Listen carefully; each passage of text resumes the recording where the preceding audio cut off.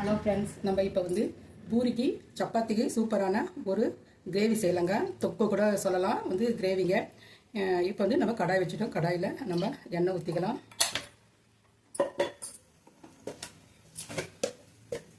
கொஞ்சம் சோம்புங்க, எண்ணெய் காஞ்சதுமே சோம்பு போட்டுக்கோங்க.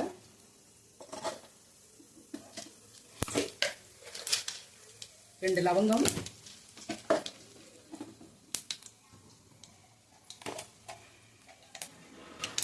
பட்டை ஒரு துண்டு போட்டுக்கோங்க.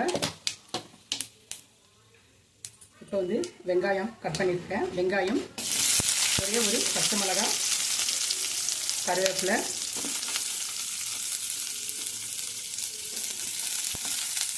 போட்டு இதை நல்லா வந்து வதக்கிக்கலாங்க.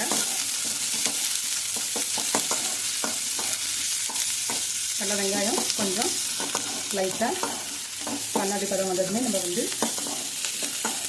வதக்கி விட்டுக்கலாங்க. கண்ணாடி பதம் வரை வதக்கலாங்க.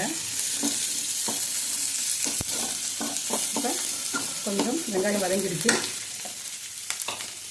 இப்போ இதில் வந்து ஒரு ஸ்பூன் இஞ்சி பூண்டு அரைச்சி வச்சுருந்தோம். ஒரே ஒரு ஸ்பூன் போட்டுங்க.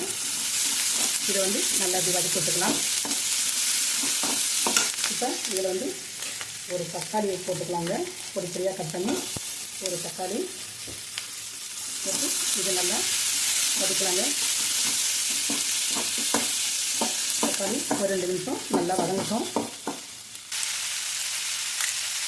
வெங்காயம் தக்காளி கொஞ்சம் வதங்கிடுச்சுங்க. இப்போ வந்து இது குடமிளகா பொடியாக கட் பண்ணியிருக்கேங்க. நீட்டை வாக்கில் கட் பண்ணியிருக்கேன். அதையும் சேர்த்து சும்மா ஒரு 2 வதக்கு வதக்கலாங்க. குடமிளகா சீக்கிரமாகவே வெந்துடும். அதனால் சும்மா ஒரு 2 வதக்கு வதக்கினா போதும். அதோட கொஞ்சம் மஞ்சள்தூள் சேர்த்துட்டு அது 2 வதக்கு வதக்கலாங்க.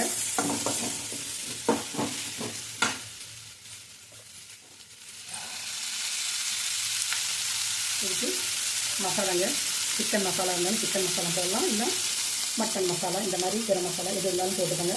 ஒரு 3/4 ஸ்பூன் போட்டுக்கோங்க. காரத்துக்கு தகுந்த மிளகாத்தூள் போட்டுக்கோங்க. போட்டு இது நல்லா 2 வதக்கு வதக்கலாம். மல்லித்தூளும் ஒரு ஸ்பூன் போட்டுக்கோங்க. கிரேவி கொஞ்சம் திக்காக வரதுக்காக மல்லித்தூள் போட்டுட்டோம். நல்லா இது 2 வதக்கு வதக்கிட்டு இதில் நம்ம இப்போ வந்து தண்ணி கொஞ்சம் சேர்த்துக்கலாம். இந்த கிரேவி 2 நிமிஷம் வந்து நல்லா வந்து வேகட்டும். இதுக்கு தேவையான அளவு வந்து உப்பு சேர்த்துக்கிட்டோம்.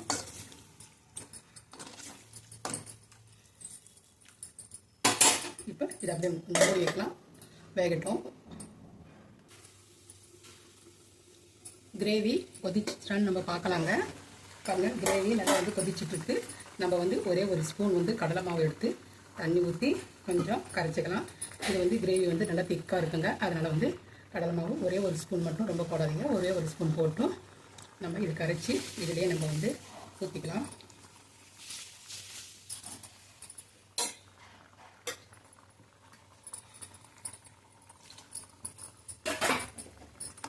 ஊற்றி நல்லா கலந்து விட்டுக்கிட்டு இப்போ வந்து உருளைக்கிழங்கு வேக வச்சுருந்தோம். அதுவும் இல்லையே நம்ம வந்து நசுக்கி போட்டலாம். இந்த மாதிரி வந்து தூள் பண்ணி இந்த மாதிரி உடச்சி விட்ட மாதிரி நீங்கள் போட்டுக்கோங்க. நல்லாயிருக்கும். வேக வச்ச உருளைக்கிழங்க இந்த மாதிரி போட்டுட்டு நல்லா இது கலந்து விட்டுக்கலாம். கலந்து விட்டுக்கிட்டு கிரேவி வந்து திக்காயிடுங்க. நம்ம வந்து இதில் வந்து மல்லித்தலை, கொஞ்சம் புதினா, மல்லியும் புதினாவும் இதில் அப்படியே சேர்த்துக்கலாங்க. அவ்வளோதாங்க. சூப்பரான சப்பாத்தி பூரிக்கு சூப்பரான சைடிஷுங்க. ரொம்ப நல்லா இருக்குங்க. இது நீங்கள் வந்து பூரிக்கு சப்பாத்தி தொட்டு சாப்பிடும்போது அவ்வளோ நல்லாயிருக்கும். தோசை, இட்லி தோசை கூட இது ரொம்ப நல்லாயிருக்குங்க. நல்லா இது வந்து கொஞ்சம் நேரத்தில் வந்து இது ஆறுனா திக்காயிடுங்க. ரொம்ப நல்லாயிருக்கும். இதே மாதிரி செஞ்சு பார்த்துட்டு எப்படி இருக்குன்னு நீங்கள் சொல்லுங்கள். சூப்பரான குடமிளகா உருளைக்கிழங்கு கிரேவி சப்பாத்திக்கு சைடிஷுங்க. அவ்வளோதாங்க. நம்ம வந்து ஆஃப் பண்ணிடலாம். இந்த கிரேவி வந்து திக்காயிடும். இப்போ வந்து இது வந்து ஒரு ஸ்பூன் வந்து சர்க்கரை வந்து கொஞ்சமாக சர்க்கரை போட்டுக்கோங்க. இது வந்து உங்களுக்கு இஷ்டம் இருந்தால் போட்டுக்கோங்க, இல்லைன்னா கூட விட்டுருங்க. இது டேஸ்ட் வந்து ரொம்ப நல்லாயிருக்கும். கொஞ்சம் இனிப்பு காரமாக ரொம்ப நல்லாயிருக்கும். அதனால் சர்க்கரை வந்து லாஸ்ட்டாக சர்க்கரை கொஞ்சம் போட்டுக்கிட்டோம். சூப்பரான கிரேவிங்க. இப்போ வந்து நம்ம ஆஃப் பண்ணிடலாம்.